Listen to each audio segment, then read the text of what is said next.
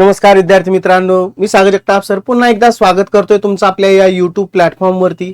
विद्यार्थी मित्रांनो, पदोन्नती संदर्भात एक महत्त्वपूर्ण अपडेट हाती आलेली आहे।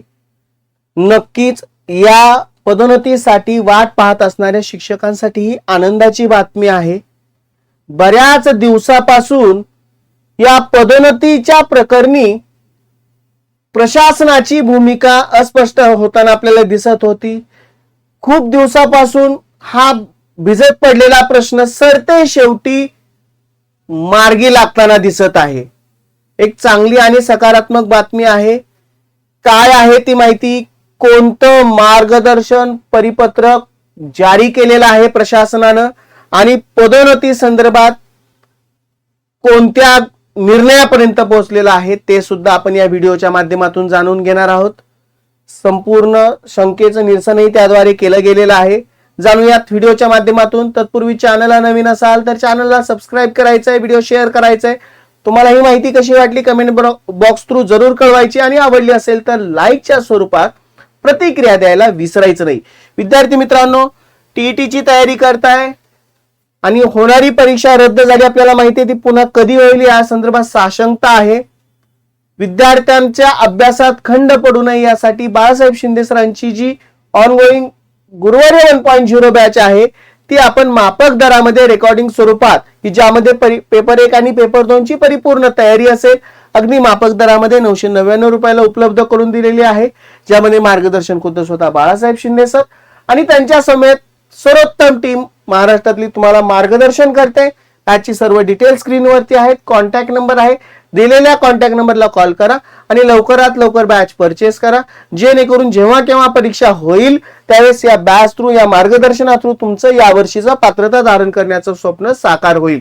बघा, अपडेट अत्यंत महत्त्वपूर्ण आहे। जसं उल्लेख केल्या पद्धतीने महाराष्ट्र शासन प्राथमिक शिक्षण संचालनालय परिपत्रक जारी केलेले प्रति माननीय मुख्य कार्यकारी अधिकारी जिल्हा परिषद सातारा एका जिल्हा परिषदेमार्फत आहे, परंतु सर्वांसाठी ते अनिवार्य आहे किंवा त्या सर्वांसाठी ते लागू होणार आहे। केंद्र प्रमुख पदावर पदोन्नती देत असताना जिल्हा परिषदेच्या प्रशिक्षित पदवीधर शिक्षक प्राथमिक यांची सेवा ज्येष्ठता ठरवताना कोणता दिनांक विचारात घ्यावा यासाठी मार्गदर्शन मिळण्याबाबत यासाठी संदर्भ दिला गेलेला आहे।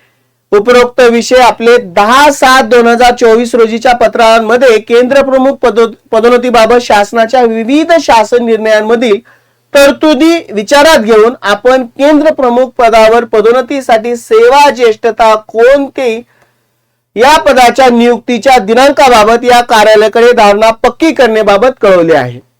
सद्यस्थितीमध्ये केंद्र प्रमुख पदोन्नतीबाबत आपल्या 10/7/2024 रोजीच्या पत्रातील अनुक्रमांक 7 वर नमूद असलेल्या शालेय शिक्षण विभाग शासन निर्णय 27/9/2023 मध्ये नमूद केल्यानुसार केंद्र प्रमुख पदोन्नतीसाठी जिल्हा परिषदेच्या प्रशिक्षित प्राथमिक पदवीधर या पदावर किमान 6 वर्ष अखंडित सेवा पूर्ण केलेली असेल अशा उमेदवारांमधून सेवा ज्येष्ठता व गुणवत्ता या आधारे पात्र उमेदवारांच्या पदोन्नतीत नेमणूक करण्याबाबत स्वयंस्पष्ट नमूद करण्यात आलेलं आहे।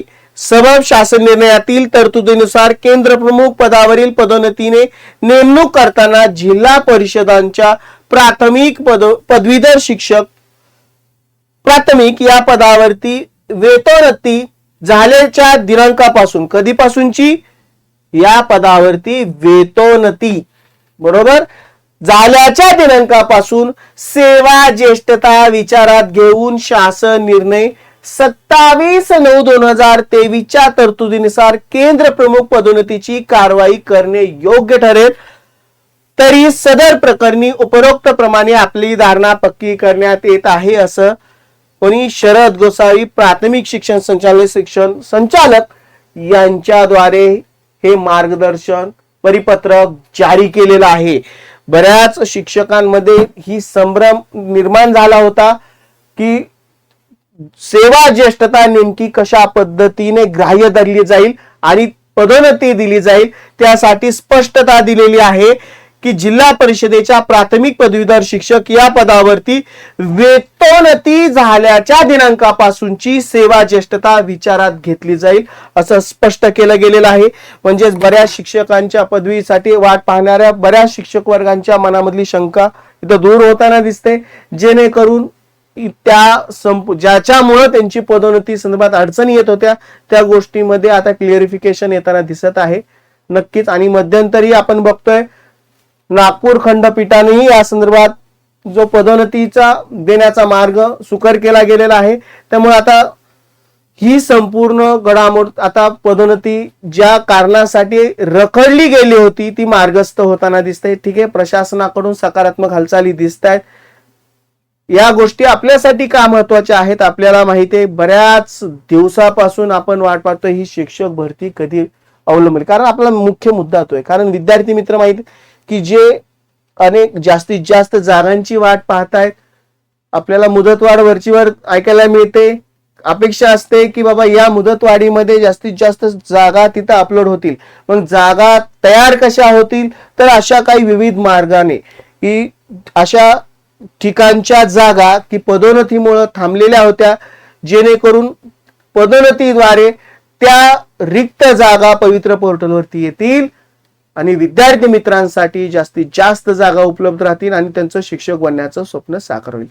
माहिती कशी वाटली कमेंट बॉक्स थ्रू जरूर कळवा. आवडली असेल लाईक करा, चॅनलला नवीन असाल तर सबस्क्राईब जरूर करा. चला विद्यार्थी मित्रांनो, या महत्वपूर्ण अपडेटसह मी सागर जगताप सर इथं थांबतोय.